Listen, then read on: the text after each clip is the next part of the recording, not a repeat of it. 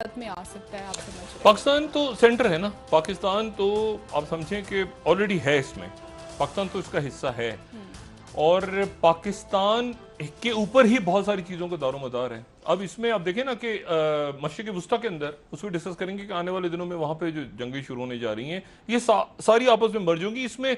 हुकूमतें गिरेंगी, इसमें दहशत गर्दी होगी, इसमें क्योंकि देखें बात यह है कि चाइना की तरफ कितनी कैजुअलिटीज हैं हमें नहीं पता, इंडिया की तरफ टोटल कैजुअलिटीज कितनी है हमें नहीं पता, लेकिन कोई कोई नाकामी हुई है, एस्केलेशन हुई है। यानी एस्केलेशन से मुराद ये कि तनाव बड़ा है। बज़ाहिर आपको ये भी लगता है कि तनाव खत्म हो गया कि जी अच्छा जी ठीक है, जैसे 2-4 दिन पहले लग रहा था कि मुलाकात हो गई उसके फौजी वाप, लेकिन बिल्डअप हो रहा था। अब जब अमवात हो गई हैं, जब लोग देखें, ये जो अखबार अभी न्यूयॉर्क टाइम्स दिखाया था ये 45 साल पुराना अखबार है। जी। 45 साल पहले हुआ था कि 4 जो है वो इंडिया ने कहा था कि 4 हमारे लोग जो हैं वो बॉर्डर के ऊपर मार दिए गए हैं। ये 45 साल पुराना न्यूयॉर्क टाइम्स है। 45 साल के बाद आज पहली दफा भारत और चीन के दरमियान लोग मारे गए हैं और उसमें एक जूनियर कमीशन ऑफिसर, एक सीनियर कमीशन ऑफिसर जो इंडिया की तरफ से हुई है। अब इंडिया पे है दबाव, चाइना में कितनी, और ये उस जमाने का जो फ्रेंच न्यूज़पेपर है वो बिल्कुल एक डिफरेंट क्लेम कर रहा है। वो क्लेम कर रहा है चाइना को कोट कर रहा है, वो कह रहा है ये भी 45 साल पुराना अखबार की क्लिप है। बहरहाल, अच्छा, अब बात ये है कि अब इस पूरी पिक्चर में पाकिस्तान दरमियान में है, सिक्किम जो जो गैलवान के ऊपर स्टांस है चाइना का, वो इसका मतलब है कि वो ना 93 अपनी जगह, ना 1993 का एग्रीमेंट चाइना और इंडिया का एग्जिस्ट कर रहा है, ना एग्रीमेंट एग्जिस्ट कर रहा है 62 का,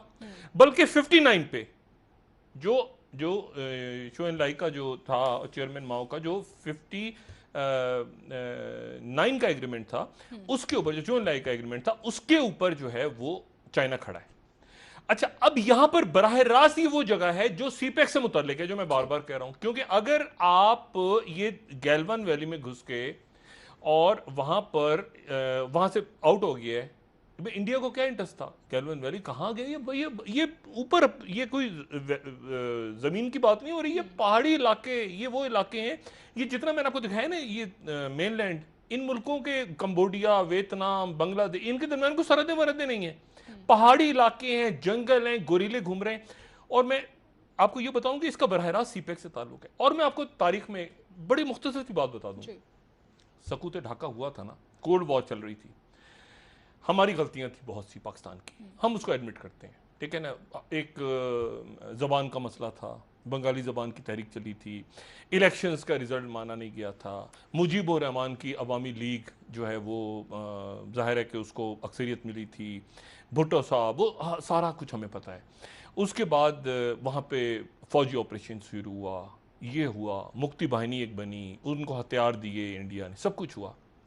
एक बड़ी इंपॉर्टेंट बात है जो तारीख में मेरा ख्याल है, अगर इसको बाकी शख्सियात भी अगर उनसे मैं राय लूँगा, लेकिन जितना मैं थोड़ा बहुत तारीख को समझता हूँ, उस वक्त ये था कि एक कोल्ड वॉर भी चल रही थी, और वो कोल्ड वॉर थी कैपिटलिज्म की और कम्युनिज्म की, और कम्युनिस्ट पार्टी ऑलरेडी बन चुकी थी पाकिस्तान में भी, इंडिया में भी, पाकिस्तान में भी थी, इंडिया में भी थी, ईस्ट पाकिस्तान में भी थी, बंगाल में भी थी। और कम्युनिज्म आपस में थोड़ा सा लड़ गया था, एक हो गया था चीन का कम्युनिज्म और एक हो गया था रूस का कम्युनिज्म। अब जो मशरिकी पाकिस्तान में एक बड़े जबरदस्त उनके, हम तो मुजीबुर रहमान को याद रखते हैं ना, एक होते थे मौलाना भाषानी। मौलाना भाषानी जो हैं, मौलाना भाषानी कम्युनिज्म के अलमबरदार थे, और वो बाकायदा चाइना गए और चाइना जाके उन्होंने चाइना की क़यादत से मुलाकातें उनकी होती थी, पाकिस्तान के खिलाफ वो नहीं थे उस वक्त तक, ना वो मुजीबुर रहमान के 6 नुकात से इत्तेफाक रखते थे। और वापस आने के बाद उन्होंने अपनी किताब लिखी, और किताब जो है ये चाइना की उनकी तस्वीर है मौलाना भाषानी की। और भाषानी साहब जब वापस आए तो उन्होंने किताब लिखी, और किताब में उन्होंने लिखा कि चेयरमैन माओ की सरजमीन का जो सफ़र है मेरा, वो मेरा सफ़र क्या था, उसके सफ़र के बारे में उन्होंने उसका उन्वानी जो था वो ये था कि ये अगर आप देखें तो क्या है, कवर ऑफ उनका कहता है कि हिज ट्रेवल्स थ्रू माओ चाइना, ठीक है, माओ जेतुंग। अच्छा, हुआ क्या, अब हुआ क्या दरमियान में, एक तो वो मुक्ति बानी को असला दे रहे हैं, एक ये था, बीच में कम्युनिस्ट भी कूद गए, वो भी क्योंकि यहां पर उनका था कि ये इस्लामी रियासत है, पाकिस्तान है, और पाकिस्तान बुला रहा है सातवीं देखिए प्रोपेगेंडा भी जंग है ना, आप अमेरिका को बुला रहे हैं, आप जो है वो आपका सीटो बना के दिया था, आपको पता है सीटो क्या बना थी, एक सीटो इत्तेहाद बना था पाकिस्तान का, वो पाकिस्तान, फिलिपीन और उसमें पता नहीं जापान और ये और फ्रांस और बरतानिया, जो ये एशियान वाला बना है ना अभी, पाकिस्तान को दे दिया था अमेरिका ने कि आप ये संभालें, ये पूरा पैसिफिक, ये आप समझे इंडो पैसिफिक से पहले पाकिस्तान पैसिफिक इत्तेहाद भी बन चुका है 50-60 की दिहाई में, उसका नाम था सीटो,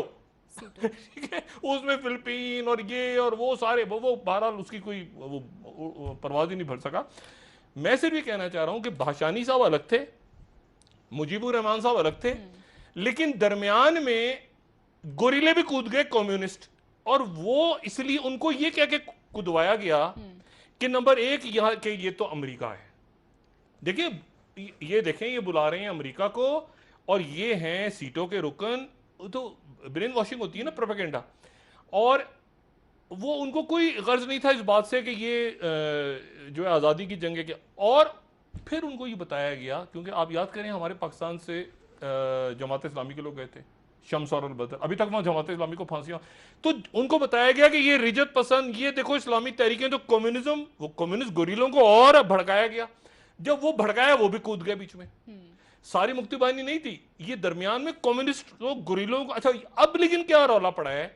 कि अब कम्युनिस्ट गोरिले जो हैं वो लगे हुए इंडिया के पीछे, दुनिया तब्दील हो गई है ना, वो कम्युनिस्ट गोरिले उन्हीं जंगलों में 67 में बन गए थे ना, उनकी बाकायदा गोरिल्ला ये जो नेक्स्ट स्लाइड्स थे इनके ऑफिशियल हैसियत 67 में आ गई थी, 71 तक वो तैयार थे, उससे पहले भी तैयार थे। मैंने कहा भाषानी साहब, और पाकिस्तान के अंदर तो कम्युनिस्ट पार्टी और नेशनल अवामी पार्टी भी थी, ये जो वली खान साहब की पार्टी ये भी मौजूद थी वहां पे बांग्लादेश में, एक कम्युनिज्म प्रॉपर एक नजरिया था। अब मसला यह है कि वो कम्युनिज्म इस वक्त जो इंडिया में फड्डे हो रहे हैं सड़कों पे, तो मोदी कह रहा है कि ये कम्युनिज्म, ये कम्युनिस्ट चाइना के एजेंट और पाकिस्तान के जो इस्लाम का नाम ले रहे हैं वो पाकिस्तान के, वो पाकिस्तान बांग्लादेश, यानी कम्युनिज्म और इस्लाम इकट्ठा कर दिया मोदी ने। अब समझो बात, यानी वो कह रहे हैं कि ये कांग्रेस, क्योंकि कांग्रेस को इस्लामी कैसे कहेंगे भाई, कांग्रेस कहां से इस्लामी आ गई, इंदिरा गांधी थी जब मुल्क टूटा है, ये सकूते ढाका हुआ, तो उन्होंने मत्थे डाल दिया है कि ये चाइना,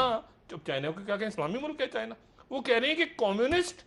और तबलीगी जमात का इत्तेहाद हो गया हमारे खिलाफ। अब ये वो नारा है जो सड़कों पे लग रहा है। अच्छा, लोग सोच रहे हैं भारत के, एक मिनट से तरक्की पसंद शायर है ना, गुलजार जी हैं, जावेद अख्तर, अब बेशुमार लोग हैं,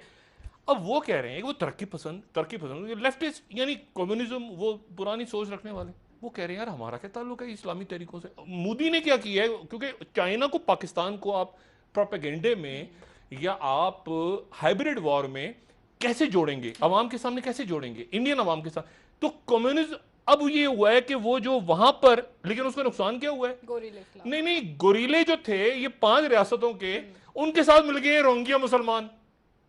और उनके साथ वो मिल गई इस्लामी तहरीकें जो ऑलरेडी पनप रही थी वहां पे, यानी कि एक और महाज भारत। हाँ, उन्होंने कहा अच्छा बच्चू ऐसे है ना, हम इकट्ठे हैं ना, तो फिर ऐसा करो ना, रोहिंग्या मुसलमान आए हुए हैं ना सारे आसाम में, फिर हम भी मिल जाते हैं उनके साथ, और असला पहुंचना शुरू हो गया। ठीक, तो ये जो है ये बड़ी अजीब व गरीब किस्म की तारीख को हम पढ़े ना, तो फिर समझने को हालात समझ में आते हैं कि अब क्या हो रहा है, पहले क्या हुआ, और रोहिंग्या के जो मुसलमान हैं वो बांग्लादेश, वो जंगलों में तो उनका राज है ना सारा, देखिए वहां सरहद नहीं है,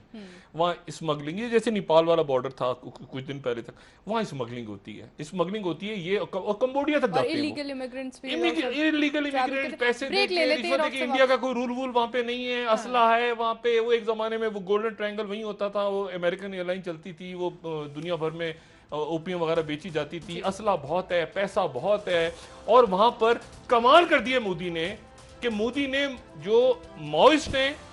और जो इस्लामी तहरीकें हैं उनका इत्तेहाद करवा दिया। ये अजीब व गरीब इत्तेहाद है, नजरियात, हाँ अजीब नजरियाती इत्तेहाद है। ठीक है, वो कह रहे हैं तबलीगी जमात और कम्युनिस्ट। अच्छा, हसीना वाजद तो पीछे हट गई हैं क्योंकि उनको भी तो डाल दिया ना कि मुसलमानों को दोहरी शहरी नहीं देंगे, तो उसमें तो बांग्लादेश